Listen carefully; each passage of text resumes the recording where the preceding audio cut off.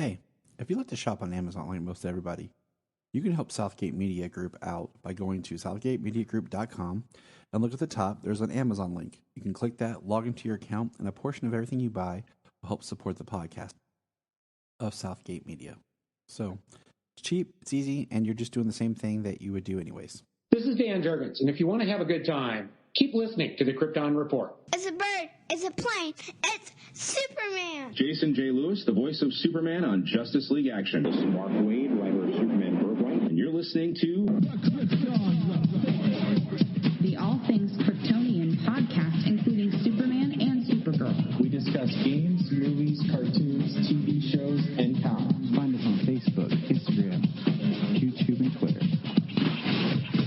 Hey guys, before we get started, I just want to say, if you haven't done so yet, but check out the Aspiring Kryptonian podcast as well as the Last Sons of Krypton podcast, both hosted by friends of ours. Good time in the world of Superman. Welcome to the Krypton Report, and guess what? It's time for some comics, because we have been backed up and busy, and we, by golly, need to talk about comics, because that's how this all started. Comics. So I got my man James here, the Superman of Red, the Man of Steel, and I am Tyler, the Superman of Blue, the Man of Tomorrow. It is time to talk comics. So let's go. Superman, number 29, which is the premiere of the new Infinite Frontier, based Superman story. And I'm going to tell you right now, Phil Hester is one of those people that I think has good art, but at the same time, I'm not a huge fan because it feels more cartoonish to me.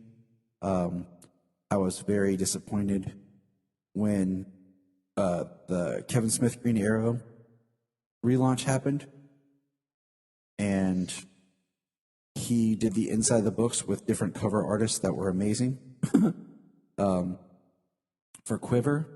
So yeah, what about you, James?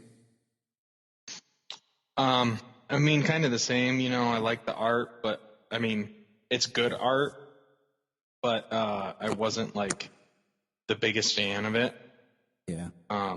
It wasn't bad, it wasn't art that's unappealing, just not art that pulls me in, Mm-hmm. It's just that middle ground. I mean, it's not, Jim Lee, Gary Frank, Lee Bermejo, but it's not John Romita Jr. Yeah. So yeah. It's right there in the middle. For Superman. No, I will say I love this issue because it starts off, okay, it says the opening panel is there's a golden age when every kid knows their parents are indestructible, infallible, immortal. And it says the Golden Age Part 1. And this is Superman with John. And I thought about this. It says the trust makes kids fearless. And, John and Superman are out in space dealing with an issue. And I really thought about this because to me, it got to me because I sat there and I told Janine, I told her about this issue. And I'm kind of skipping ahead a little bit, and as we kind of talk through, there's a lot of talking between John and Clark. But I'm like, that's the point in life that you and I are in, James, as far as what our kids see us as. We are in that golden age right now where our children look at us like, oh, Dad, do anything. Dad. Yeah. Well, my kids are now preteen and have hit puberty, so they've started to question life. Oh. So mine are getting closer to what Superman and John are dealing with as opposed to, where your kids are, you are Superman.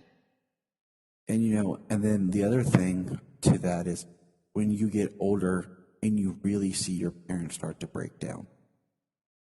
So Ginny and I really seeing how our dads are both slowed down and gotten weaker and are getting older. You know, it's like over the past couple of years, it's just like, you know, you always look at your parents like, yeah, dad, you know, I'll get dad's help with this. And then I'm like, no, I'm not going to bother my dad with this. You know, he's got bad knees or he's having issues like that, you know. And now it's like we really see our parents on the decline. So it's a good issue. I love seeing Superman work with John, like as a sidekick. You know, when we see Waller, who's watching them, and they're talking about John, and they talk about whatever this breach was, if Superman's vulnerable, we need to keep an eye out for it. And we see more of these creatures coming through this space breach. And they're ugly looking green things.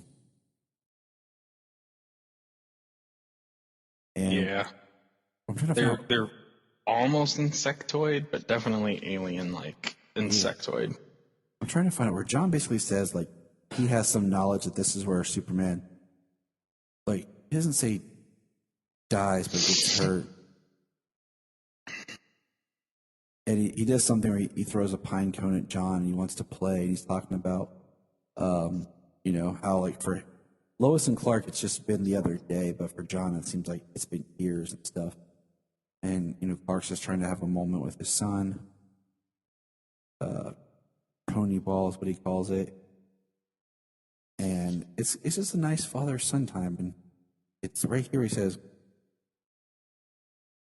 John starts saying, you know, I hate when people call me Superman or ask when I'm going to be Superman. Like, Superman's just a job and anyone could just replace. And he says, you are Superman. This place needs you. I'm not ready. And then he says, you don't understand. You can't go to the breach next time. You can't go. And we see Kellex working. And he says, I was in the future. And then this is all history. People in the 31st century know all about you, everything you accomplish, and the day you're going to die. And I'm not ready. And then Kellex sends a transmission, and Superman and John go flying to the breach. And then we have a backup. The Tales of Metropolis, Bibbo, and Jimmy Olsen. And the artwork was good, but I don't like care for story that much. It was okay. No, I don't even remember too much about the story. And you know, the thing that sucks is when they do these backups like this, that's what inflates the book price. And if I don't like the backup, then I'm just paying extra for a book. Yeah, I mean, I can see that as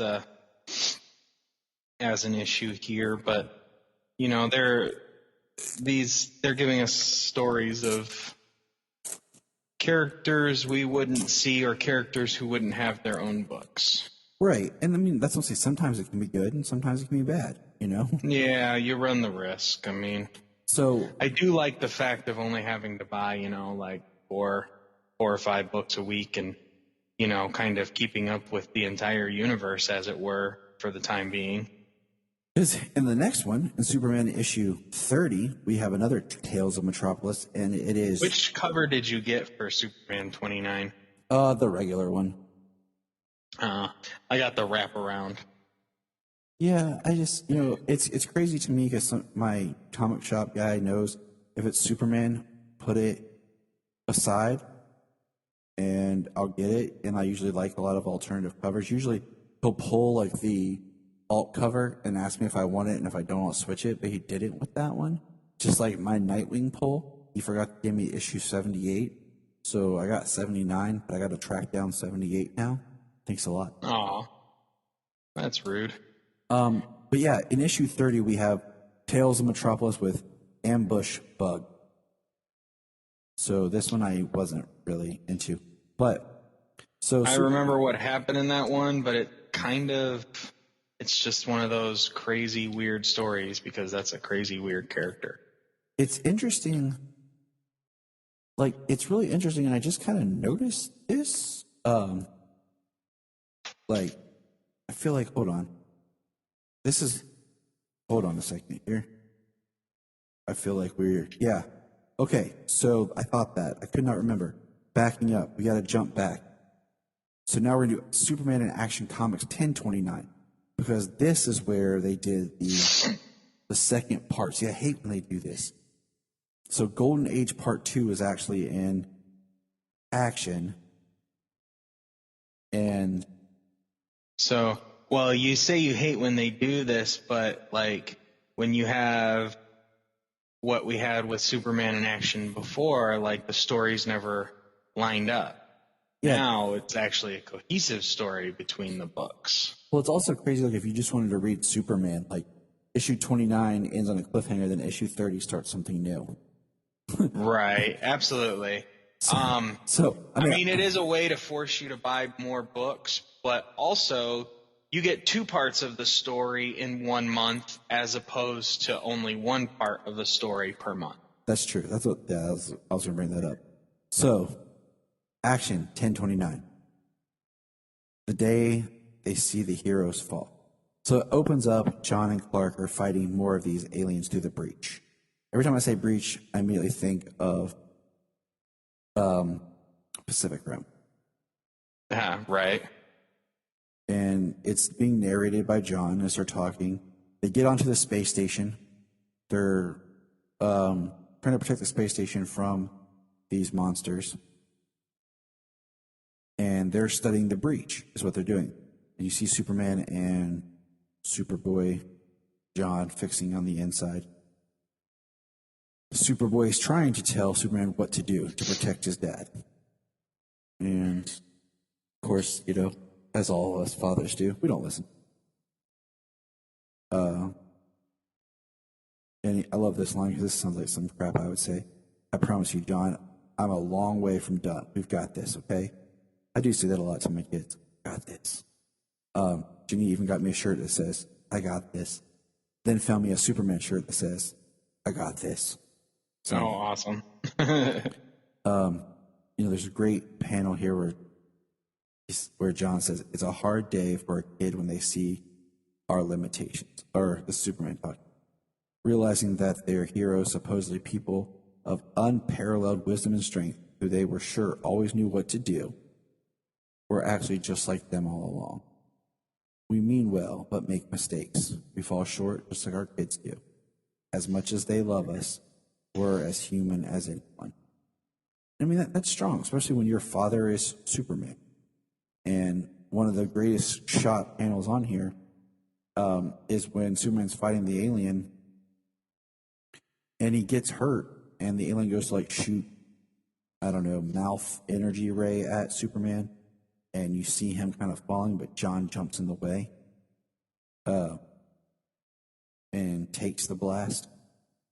And Superman's bleeding here, and John kind of takes over and is fighting. And then a huge insectoid thing comes from the breach. It's pretty intense. Yeah. They fire this like plasma cannon thing at it, and they send it back, blows the breach, and the next thing you know, they're in the desert. Just John and Clark talking away. And I really like just the dialogue of them two talking. And he talks about, you know, I made it, son. I made it through because you were there with me. And this was the part that I remembered. I couldn't remember. It was in the first part of the second is when Clark basically tells the kind of story about Jonathan. Clark, you know, kind of realized that Jonathan, and he says, and I'll read this here. This is Jonathan talking. Jonathan Kent, as in the dad, not John. I'm very clear about using John for the son and Jonathan for the father. It's one of those rules. He says, that's enough, Clark. It was my own damned fault. Listen, Clark, there's a golden age when every kid knows their parents are indestructible, that we never fall and we always know the right what the right thing is. We let you see us that way so you feel safe. I guess safe enough to take risks, figure out your limits. That's how a kid's supposed to feel. But everybody falls, Clark, and that's okay. Someday your kids will see you fall, and that'll be okay too. We all need some wisdom, Papa. Yeah. I've liked the dialogue and the narration that Johnson has given us with this Superman. The conversations between John and Clark, just the frailty of life, even Superman's life. Mm-hmm. I've been enjoying Superman so far, coming back from Future State, coming into Infinite Frontier. I'm enjoying Superman too. I'm enjoying the writing. The art it's okay. And then just to finish out this book, we flip the page and it's setting up that Superman is being observed by who other than Mongol. A very interesting looking Mongol.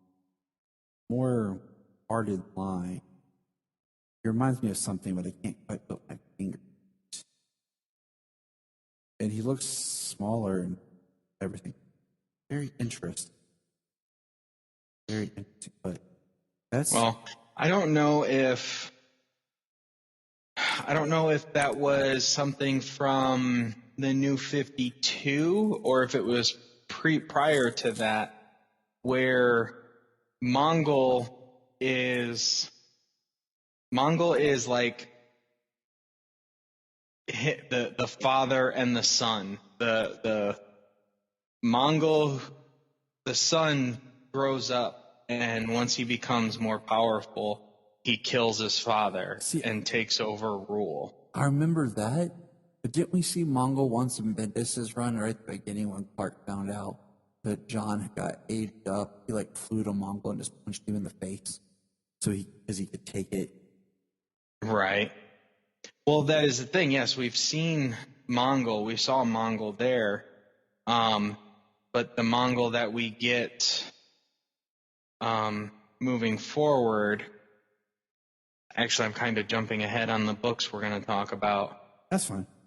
Go ahead. Because it actually reaches back to the only place that I know this coming from is the Batman Superman run from the New 52, where the younger Mongol rises up and kills his father and takes over. So Mongol is the name of a line of this family.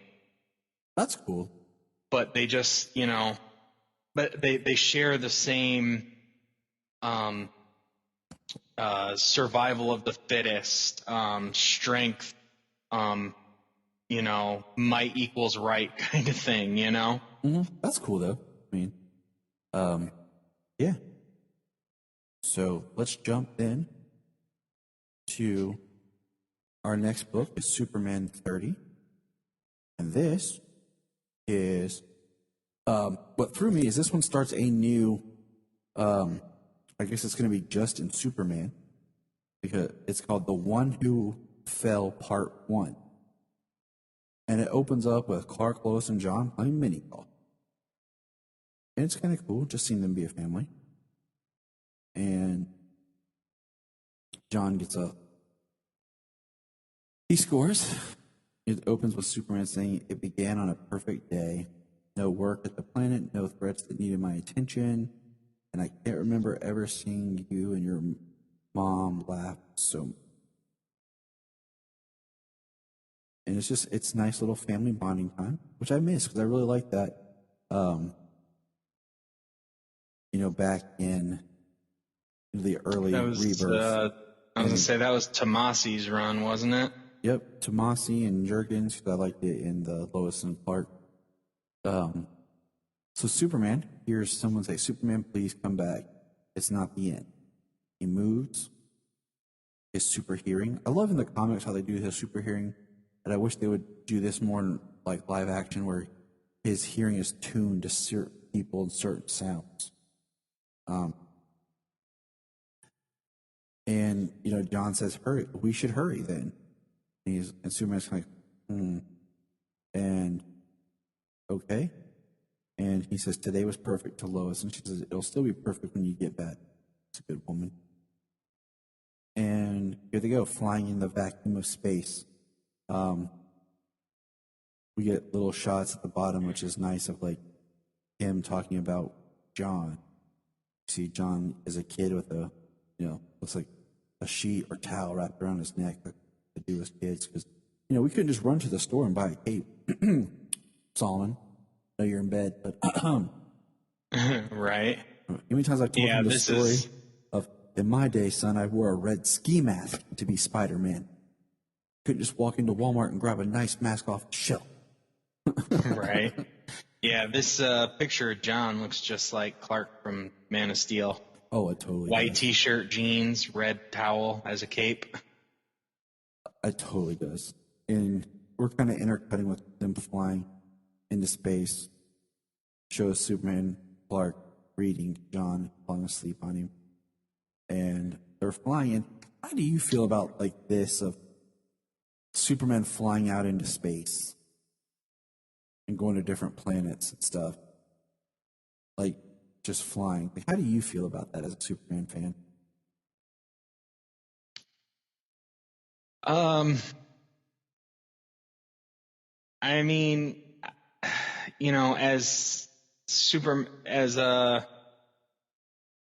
I like the different. I like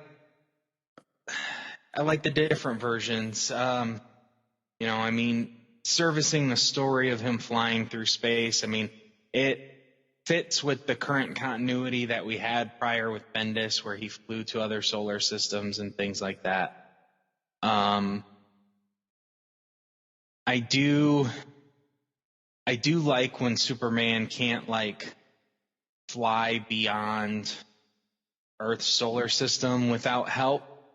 That he just can't survive in space indefinitely without oxygen, things like that. Well, see, I like that too. Just thinking of like if his cells are like a solar battery, and he needs the Earth's yellow sun, just getting that far away from that power source, like he could be depleted, and so it's always kind of one of those things. I'm always like, Yeah, depending on the solar system he ends up in,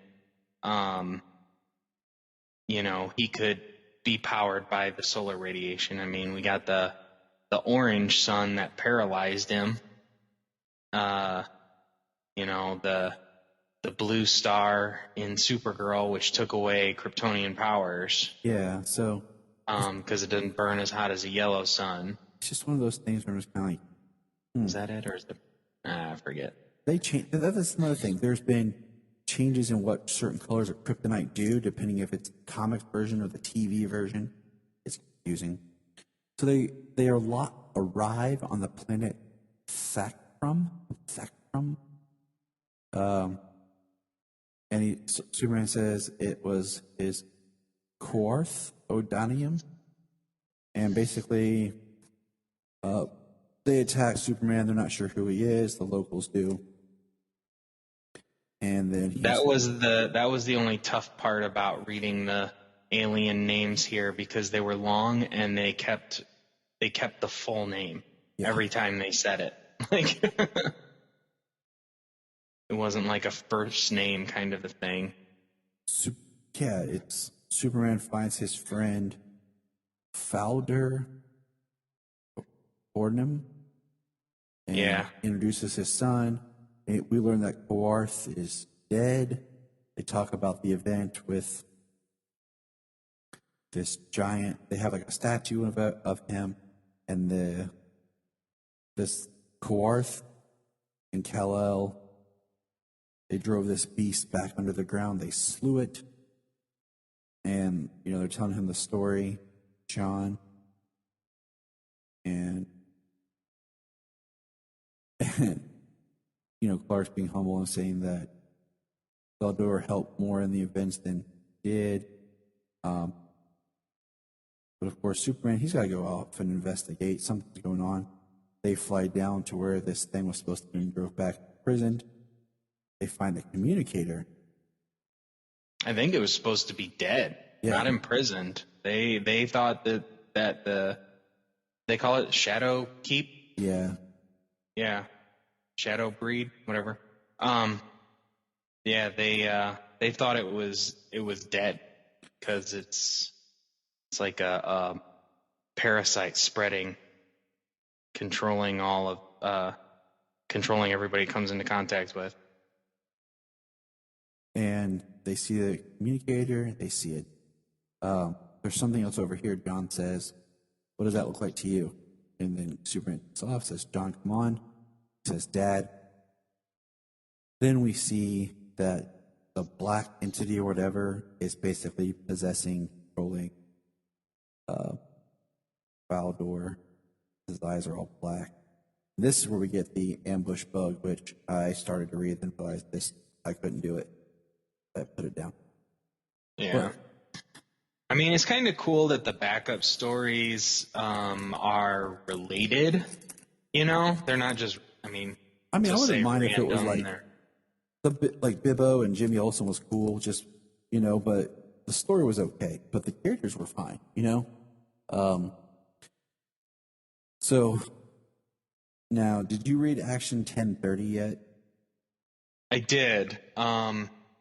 And that was actually the story I was referencing that I was getting ahead of myself. Why don't you go ahead and take the lead and talk about that one? All right, let me pull that one out. A second. Action 1030, War World Rising. Why is it that I always have a problem saying War World? Like, I just can't. Like, I get tongue-tied. So we open up on War World, chainsmen of the hordes, people who are prostrating themselves in front of Mongol, swearing fealty to him. One of Mongol's followers, this guy here, he has no legs. And he has one arm, and he's he swears fealty to Mongol, and this is where he talks about serving Mongol who was. This is traitors who thought Mongol lesser than his father, Mongol who was, and conspired to take his throne, is why Lord Mongol, a fool, to trust thee where he could not trust these others. So they do talk about, the line of Mongol. Somebody shows up with a sack full of heads to swear fealty to Mongol.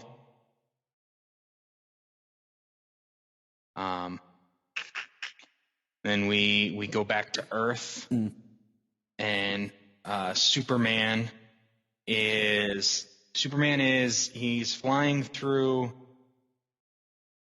He's flying and he's fighting. He's taking out missiles and he's fighting these ships.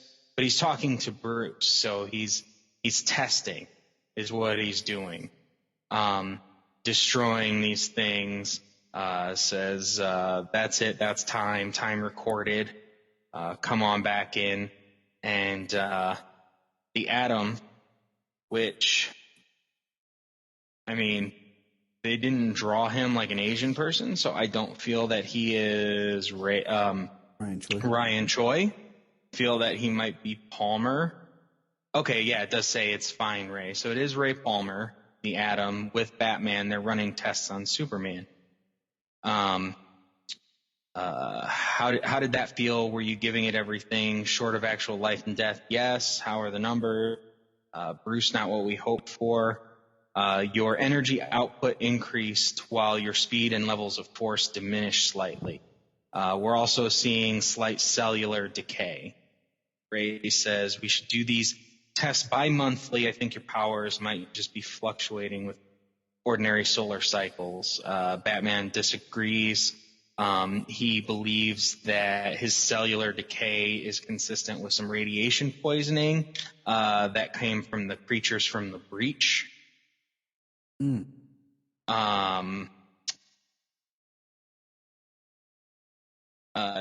Adams says that's Batman's opinion, Superman. I think it's premature to be concerned. Even with the drop we're seeing, your power levels are still through the roof. Of course, Bruce being Bruce, he's the wet blanket here. They need to keep it quiet, Superman says, but if Luthor finds out, or Darkseid, any number of people, they can't find out. Bruce says, I've also been tracking John's progress. The kid's getting stronger, potentially stronger than you or Kara.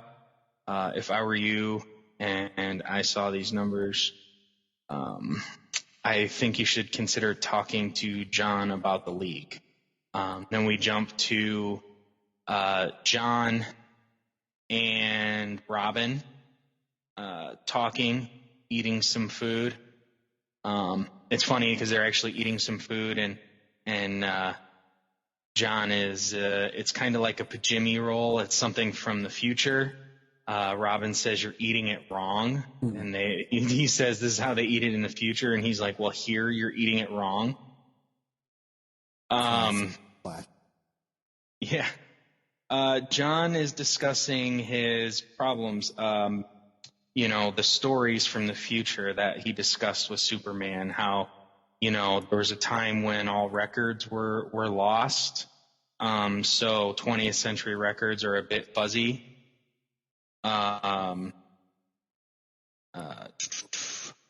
Says, in any day now, all the stories about my dad just stop. What do you mean? You think I don't know, maybe what else could it be? A couple of weeks ago, this tear in space-time kept opening up just outside Earth's atmosphere. We called it breach. Dad and I took care of it, but in the future, the breach was the last for sure documented event my dad was a part of.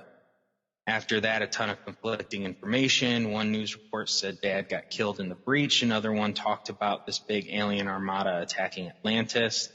A history professor had this theory that Cersei banished Dad to another dimension and that he was still alive somewhere. And then there was this one story that I keep thinking about. It said Dad was hurt really, really bad in a fight, burned or poisoned or something, and that right before he died, a ship of Kryptonians came from the stars to take him home. John says it feels the truest somehow. Of all the conflicting stories, that feels the truest somehow. Yeah.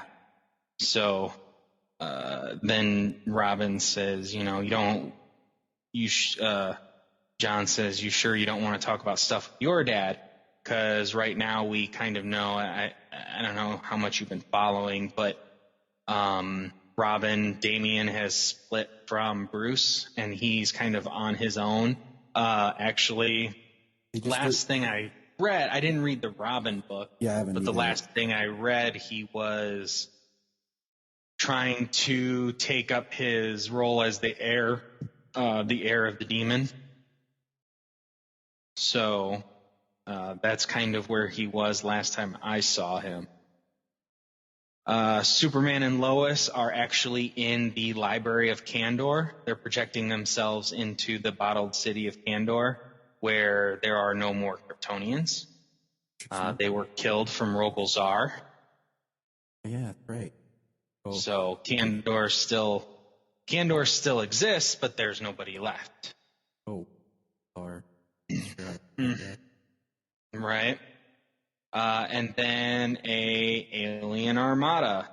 starts to invade Earth coming from the sky. Kalex send out to the League, make sure they're up to speed. John, Kara, Connor, whichever of you can hear my voice, we may have a situation. John shows up immediately, and they are flying through and destroying some ships because they're from Warworld. They're Warworld ships. What does Mongol ever want? John says you'd think he'd get tired of getting his ass kicked. Superman says language. Superman hears Hara something, Haramathea Uthalpis. It can't be. I've never heard those words spoken aloud, but I've read them. They're a prayer in a dead Kryptonian language. And he enters and he sees some people kind of in chains with swords and whatnot, and that is the end of the Superman issue. Awesome. Yeah, it was a pretty good issue. I liked it. Now we're going to jump over and we're going to talk Superman and Batman. Now, we're 2 issues into this run. I'm loving it. Dean Yang is writing it, and I'm loving it. Ivan Rice is doing the art. I love his art. Yeah, the art is fantastic. I love the framing of this. So issue 16 on the cover has a very, like this, it has a classic old school looking Superman. Like he's got the belt, kind of like Kingdom Come, but like the shield, more like the original shield from Action Comics. And Batman. Yeah, it looks like the original badge shield shape that he began with. And Batman has kind of that belt. It looks very like a made together different style. And the first page is to Superman in the world of tomorrow, Batman and Robin in the world of night. That's okay. And we have a voice narrator, like talking to us, like, dear readers, the world's finest double feature. And the story is awesome. I mean, it tells us quickly the origin in like 3 panels, but it's done like film strip, and it's 2 stories running parallel. The top being Superman, the bottom being Batman. And yeah, it even has a thing on like the first page or something saying you can read one story from front to back, and then go back to the beginning and read the other story. Like it said, you can choose how you want to read it, Yeah. Read them both together page by page, or read one all the way to the end and then read the other. I read it together, and it's neat because, all right, so on Superman's story, there's like a big thing in Metropolis. You see Lois, Clark, and Jimmy. On Batman's, you see a car pull up, a lady driving. And then the next page is Luthor attacks. The unknown wizard in his jeans. Either awesome shirt rip Superman. It's amazing how Race draws Superman like face. He looks different than the previous version. It's Superman and for Bendis. And then the Batman look down, have Joker, Penguin, and Slady. And they're breaking into some facility. And then we see Batman come roaring up in a very interesting. And there's Robin. And Batman leaps off of it and punches through the front glass, steer the wheel. Yeah. Yeah, the world around Superman and Batman in these couple of issues, it looks very, the world and like Batman's car and his plane and stuff, they look very old, or very old school. It looks like what the future was predicted to be from the past. Yeah, what they expected the future to look like back in the 30s and 40s when they created these characters. Superman, his story takes on the unknown wizard. He basically takes him easily with heat vision and asks him to surrender. Of course, the unknown wizard is Lex Luthor. And he says, it's not a disguise, it's a statement. I am unrecognized, unknown. That charlatan from Gotham steals all my ideas. It's just not the Omni battery. Every invention she's in. You sound insane. That's the first thing that kind of throws you. And then seeing Batman stop this lady. And Superman brings Luthor to his knees, basically, surrender now. Batman talks, she's the spider lady. They're going to take her to Arkham Asylum. Then they show up at Arkham. They're walking into the warden's office in Arkham, and we see this. But we see the rocket for Superman as S on, and we see a baby in the rocket skull. And it's Hugo Strange. And then we get back in Superman story. We find out Dr. is the head. Dr. Martha is the woman of the hour. So this is the page that really solidifies something's going on. And then Bruce Wayne introduces himself to Lois.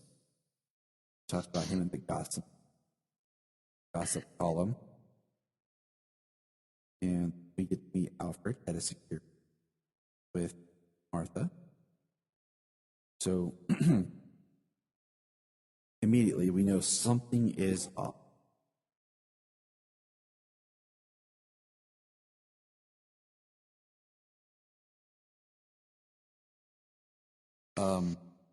Then in Arkham we see, the Joker, and then get some sort of burn toxin, like causing purple bumps to grow all over them, and something is happening to we find out other person, Rudy. Then we're in the back, and Ralph has got black coffee for Bruce, hot chocolate for Master Richard. We find out in the Wayne side, only Thomas died. Bruce never became Batman. We see about the damaged shuttle. And it keeps going in a very interesting way of Clark and Lois and Jimmy are now interviewing the Waynes. We find out there's another person to play for Bat. But then the most interesting of everything happens on close to the last page here.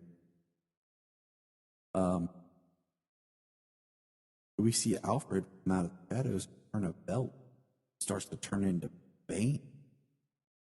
And then there's a, and I love the art of this because it's, like I said, that 2 film strip that basically Lois falls through a burn in the film from the Superman story into the Batman story. And Lois says, "Where am I?" And Batman says, "You're the spider." And Clark telling Miss Lane as he's about to fight Bane out. I mean, this is... And then you turn the page, and we have Earth Zero, a thermosphere, and we have Superman and Batman together. And different costumes. This is our more current Superman and Batman. And they're holding basically a film strip in space. And we have this guy saying who said, basically, you shall be annihilated. And the tag is next, Batman and Superman together again. And I was like, this is awesome. This was a story like I was not expecting. No, I really liked how they did it. And I mean, it's really confusing I mean, it is at first, but then once you kind of figure out, like, oh, this is two different Earths. Yeah, but then the Superman and Batman kind of like in the Earth Zero, they aren't the same as they were in the film strip. Exactly. It's like our current incarnations. So, because this was one book that I wasn't sure if I was going to read, but I decided because I liked the cover of how, like, it was the Superman with the badge. Yes, I was like, okay. And then I saw the writer, and I was like, okay. I liked his work on Superman versus the Klan. So I was like, let's do this. And I'm so happy I picked up this book. And then I'm so happy that this month, issue 17 came out. Great cover. It's called The World's Finest Together Again for the First Time. And this one picks up where we actually see the Earth Zero. We'll refer to that, I guess, as our Batman or Superman. I'm still trying to get a grip on how the infinite, frontier thing kind of works. But what's interesting is, like, well, we're really only a month in, so because like issue 16 in the top corner says Infinite Frontier. It does on all the first books, but then the next one doesn't say that anymore. Like, remember how all the Rebirth books had Rebirth on it until they officially like ended Rebirth and just did DC Universe? Mm-hmm. Yeah.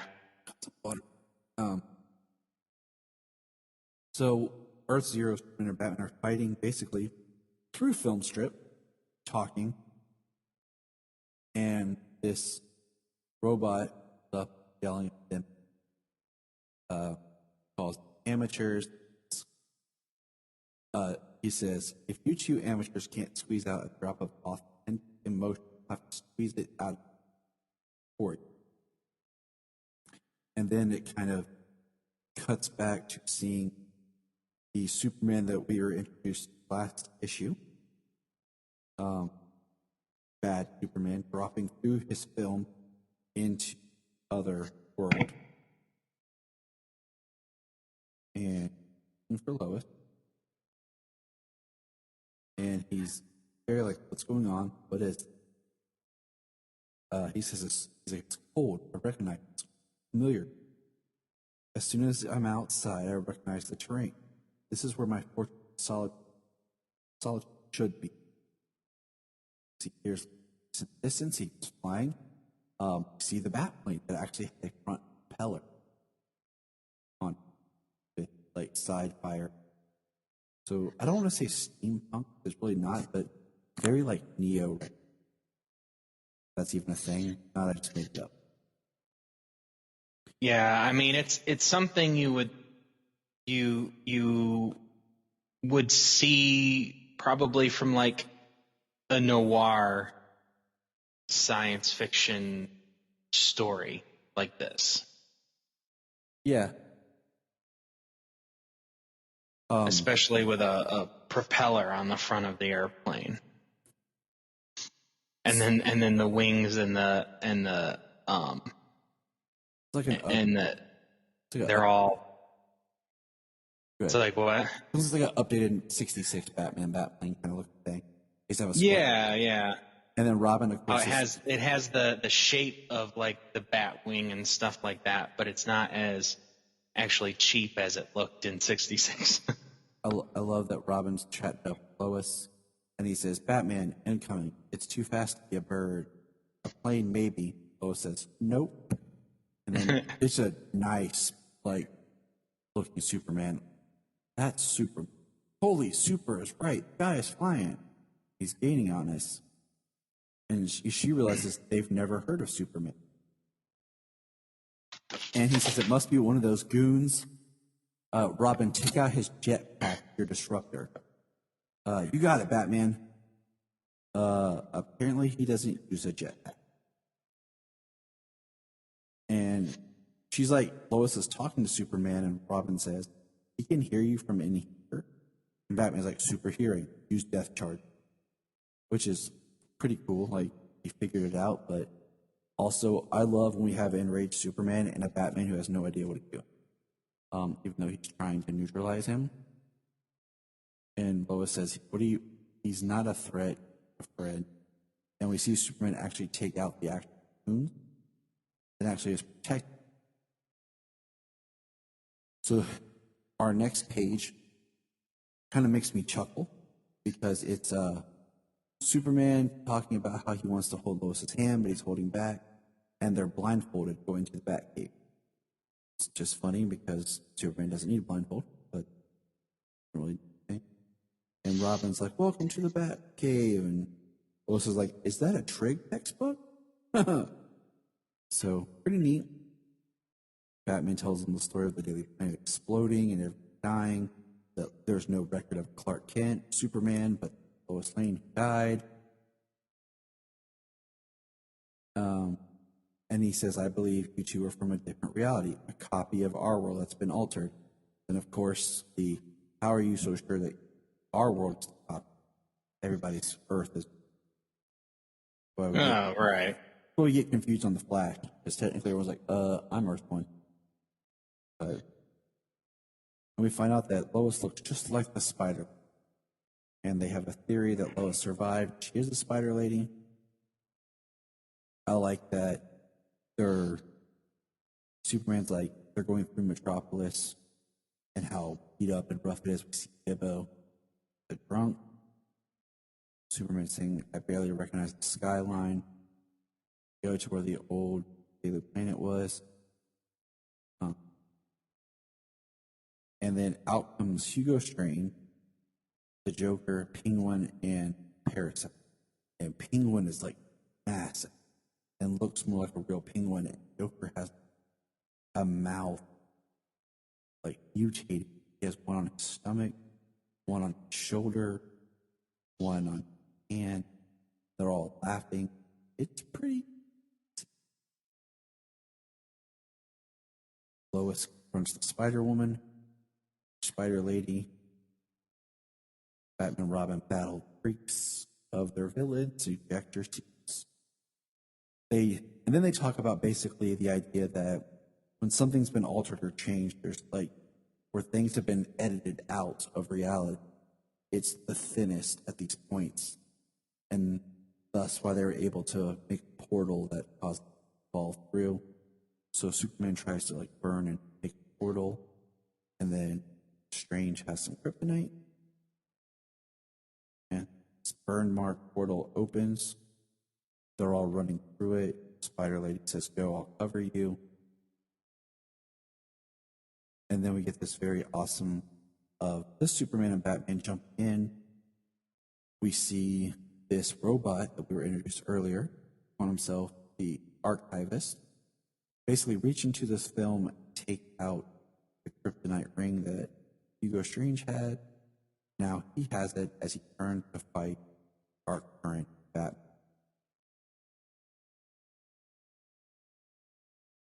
Pretty intense.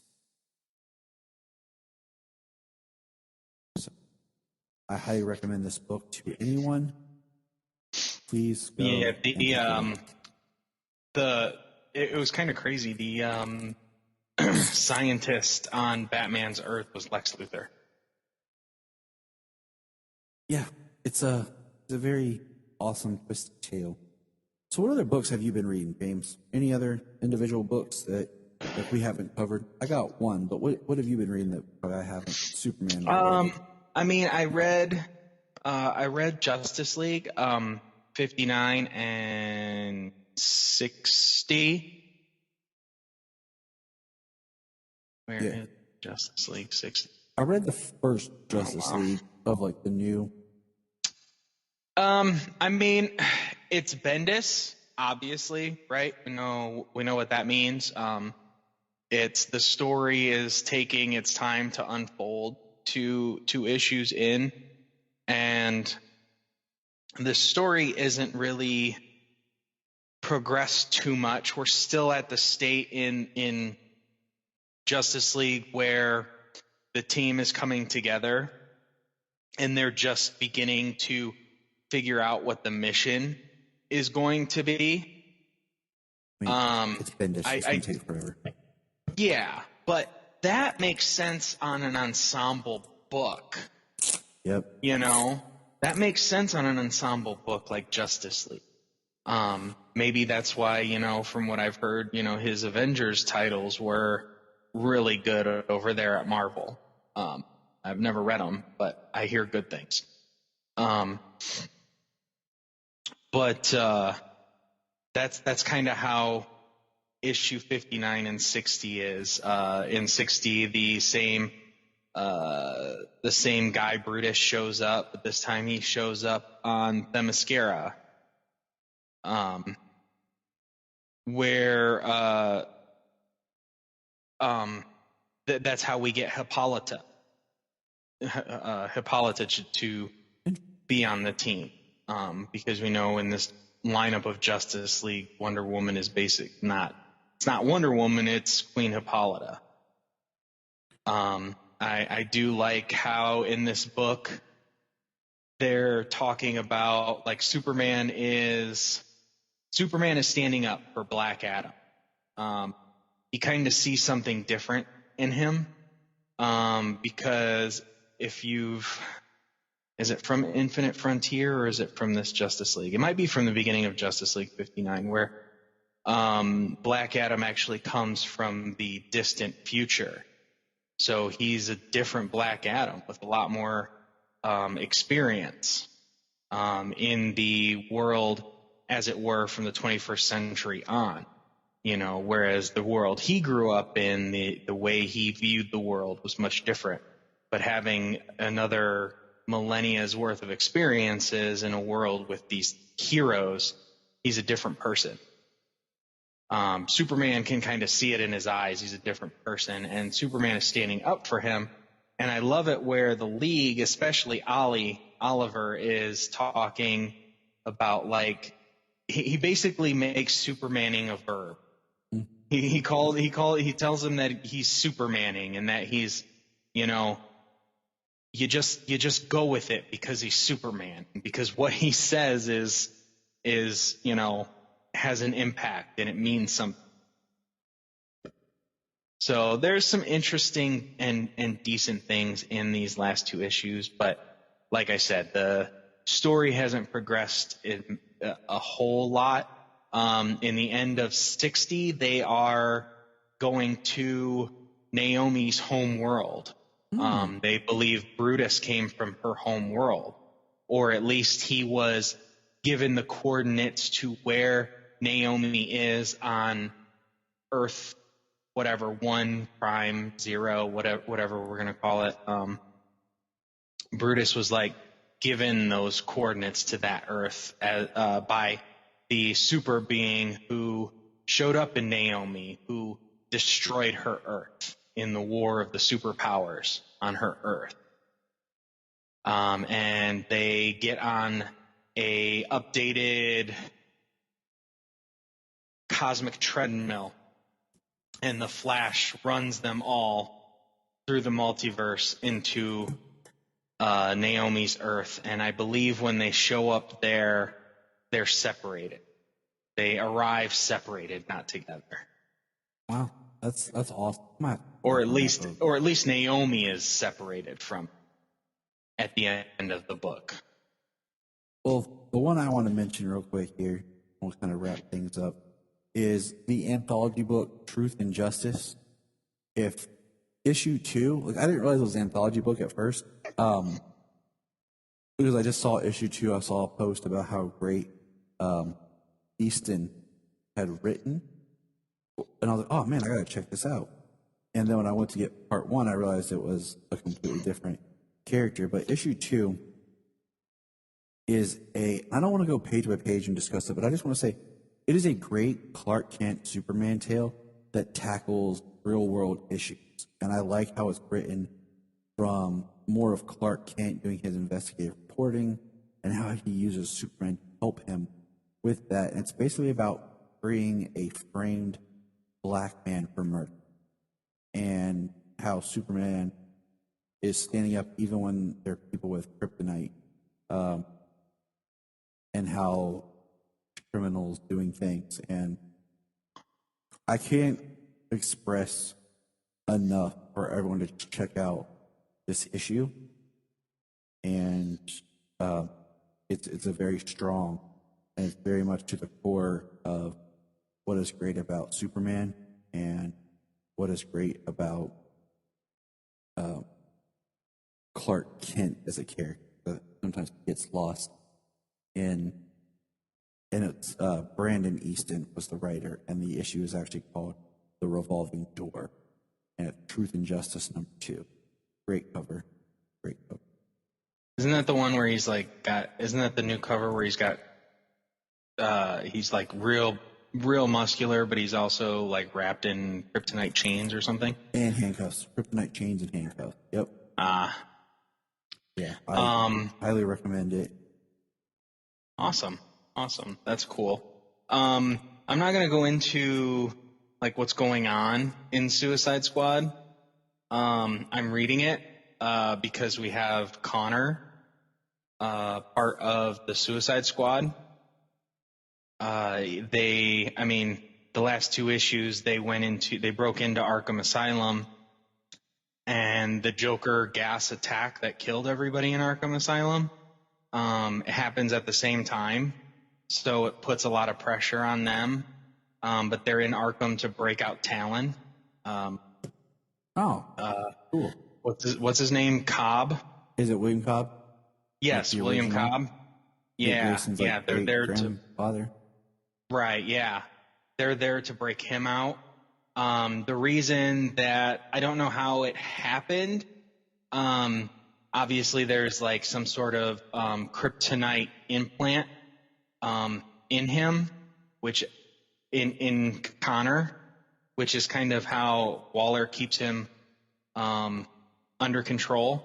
The reason he is there, though, is his crime is existing. He's a clone, and that alone is what Waller is using to justify him being, part of the Suicide Squad. Interesting. I'm hoping that somebody gives Connor his own honor. I know she did call him Superman. They were on Earth 3 in Future State, Suicide Squad. So, it'll be interesting to see. It's kind of cool. Like I said, we got Connor on the Suicide Squad right now. The kryptonite. So, Waller pulls out a syringe and says, "This serum will save Superboy from the kryptonite coursing through him right now. The needle is strong enough to break his skin, but I'm not.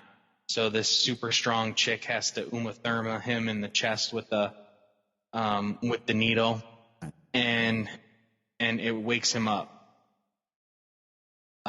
So yeah, there's some kind of like implant in him that releases kryptonite into his system when Waller is unhappy with his performance. Kind of messed up. Yeah, and he must be weakened because Peacemaker decks him and knocks him out.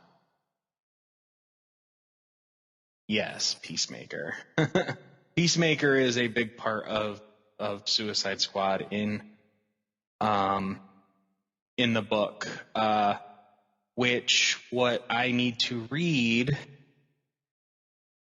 is a book I haven't read yet. It was Teen Titans Academy #2. I haven't read it yet, but the end of this Suicide Squad issue says next Assault on Teen Titans Academy. So I definitely have to see what we're looking at there. That's one of that actually might be the top book next in my list, in my stack to read.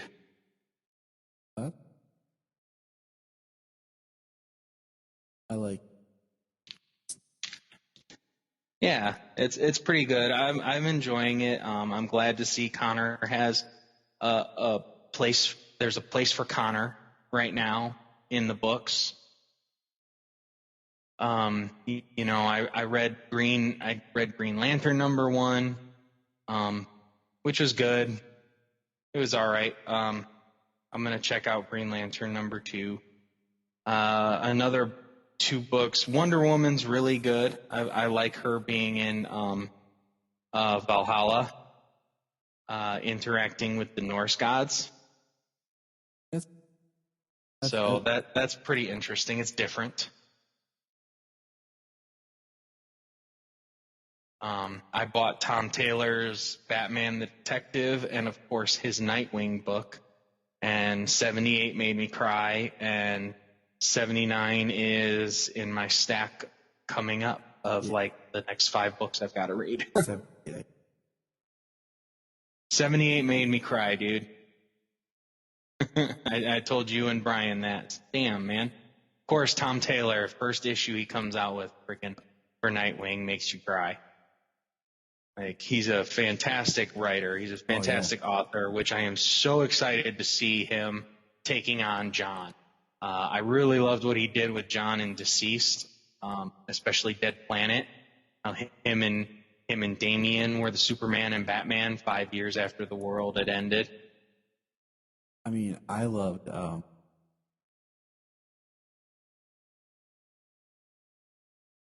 do you call it?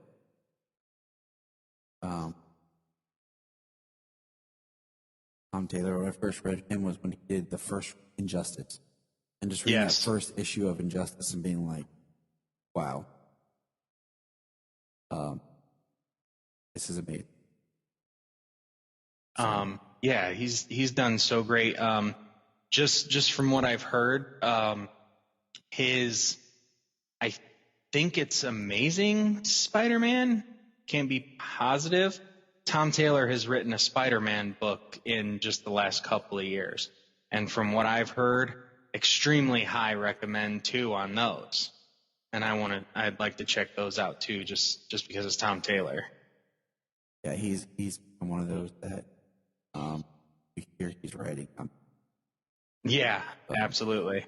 So, all right. Well, I think we'll put a pin in there. We covered a lot of comics catching up, and we got always more to come. Everyone, keep listening. Send us a message on what you're reading.